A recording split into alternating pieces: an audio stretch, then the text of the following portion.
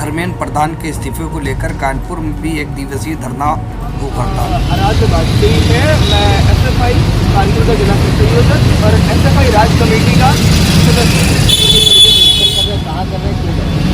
आज हमारा ये जो प्रदर्शन है, ये एसएफआई का जो सेंट्रल कमेटी है, जो ये एक राज्यव्यापी आंदोलन है आज भूख हड़ताल का, ये पूरे राज्य में, पूरे देश में हो रहा है। हम लोग आज यहाँ पे जो लगातार हो रहे हैं नीट के पेपर लीक, लगातार हो रहे शिक्षा पे वार के खिलाफ यहाँ पर 24 घंटे की भूख हड़ताल में बैठे हुए हैं।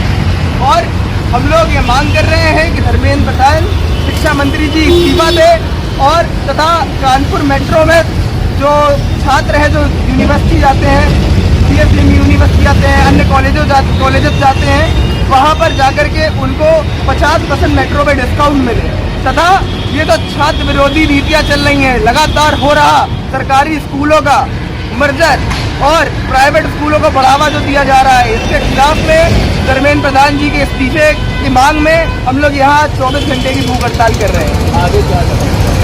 आगे हम लोग पहले तो ये आज भूख हड़ताल कर रहे हैं, अगर हम लोग की मांगे पूरी नहीं हुई तो आगे चलकर एसएफआई कानपुर बड़े आंदोलन की तरफ चरणबद्ध तरीके से बढ़ेगी। क्योंकि हमारे जिला संयोजक हैं एसएफआई के, सबसे पहले हम उनका धन्यवाद देना चाहेंगे जो हमारे राज्य कमेटी से आए हुए हैं, सपन भाई और आशीष भाई, जो कि लखनऊ से सफ़र तय करके कानपुर पर आए हुए हैं। और हमारे मंच पर अश्विन मिश्रा जी, आराध्य वाजपेयी जी, हमारे कम्युनिस्ट पार्टी ऑफ इंडिया के पदाधिकारीगण, कॉमरेड वसीम, कॉमरेड उमाकांत जी, कॉमरेड अनूप जी, कॉमरेड गजेंद्र जी, कॉमरेड प्रदीप जी और अन्य साथी जिनका मैं नाम भी नहीं ले पा रहा हूँ, राजीव खरे जी, करण गुप्ता जी, हम आप सबका तहे दिल से इस्तकबाल करते हैं। आप हमारी अपना कीमती वक्त निकाल करके हमारे इस अनशन पर आए, हमारी हौसला अफजाई की, हम आपका तहे दिल से शुक्रिया अदा करते हैं। अब हम बात करते हैं कि कानपुर में एसएफआई संगठन किस तरह से काम कर रहा है।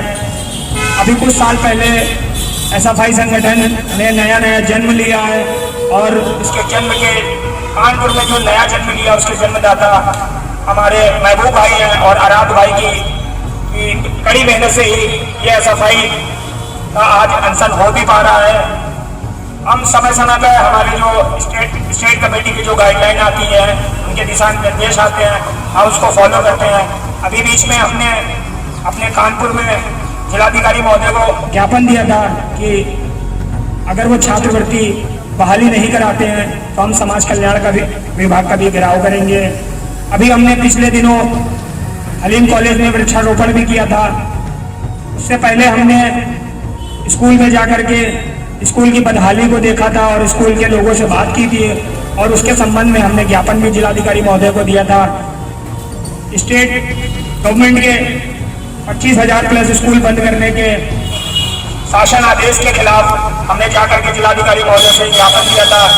हमने कुली बाजार कौमी दानिश स्कूल के पास में हमने राष्ट्रपति महोदय के नाम सिग्नेचर कैंपेन भी चलाया था। तो वक्त पर हम लोग एक नया काम करते रहते हैं ताकि हम समाज में बने रहें और हम समाज को एक डिस्ट्रीब्यूट भी करते रहें। समाज के लिए हमें एक डिस्ट्रीब्यूट भी करना है कि हम समाज को क्या कर पा रहे हैं। हमारा स्टूडेंट फेडरेशन ऑफ इंडिया का सिर्फ एक ही लक्ष्य है, छात्रों के हक और हुकूक की बात करना, छात्रों को राजनीति के में लाना, पटल पर लाना। क्योंकि ये जो गवर्नमेंट है, इस गवर्नमेंट का सिर्फ यही सिद्धांत है कि गरीब का बच्चा हमारे बराबर नहीं आना चाहिए। तो हम लोग अपनी तरफ से वक्त पर प्रदर्शन, जिलाधिकारी महोदय को ज्ञापन, स्कूल में सर्वे, सिग्नेचर कैंपेन, वृक्षारोपण, हम जो समाज को अपनी तरफ से डिलीवर कर सकते हैं वो कर रहे हैं। हमारी टीम में भी नए लोग जुड़ रहे हैं। जब हम कोई एक नया प्रदर्शन करते हैं, जब हम कोई स्कूल का सर्वे करते हैं, जब हम लोगों से वार्तालाप करते हैं, जब हम अपने एफएसआई के लिए, एसएफआई के लिए जब भी डोनेशन मांगते हैं तो कोई ना कोई हमारे पास एक कार्यकर्ता हमसे जुड़ जाता है। हम आप सब कितने लोग यहाँ पर बैठे हुए हैं, आज सिर्फ इसलिए आए हुए हैं, आप हमारे शुभ शिक्षक हैं, आप हमें हौसला अफजाई करने आए हैं। हम आपसे गुजारिश कर रहे हैं कि यहाँ से जाने के बाद हमारी यह सफाई को सिर्फ 2 घंटे तक दीजिएगा, ताकि हमारी यह सफाई कानपुर में और मजबूत हो सके। जैसे कि सुल्तानपुर में मजबूत है, इलाहाबाद में मजबूत है, लखनऊ में मजबूत है, हम उतनी ही मजबूती के साथ में हम वादा करते हैं कि हम कानपुर में भी उतनी ही मजबूती के साथ इस तानाशाही सरकार के खिलाफ लड़ेंगे। आज जो हम लोग ने अनशन प्रदर्शन किया है उसमें स्टेट कमेटी की गाइडलाइन थी हमारे पास कि हर भारत के हर जिले में हमको अनशन करना है, तो हम अनशन करने यहाँ पर बैठ गए। हमारे कुछ साथी पानी की वजह से नहीं आ पाए, और जो साथी आए थोड़ा वक्त दिया और चले गए, और लगातार आते भी चले जा रहे हैं।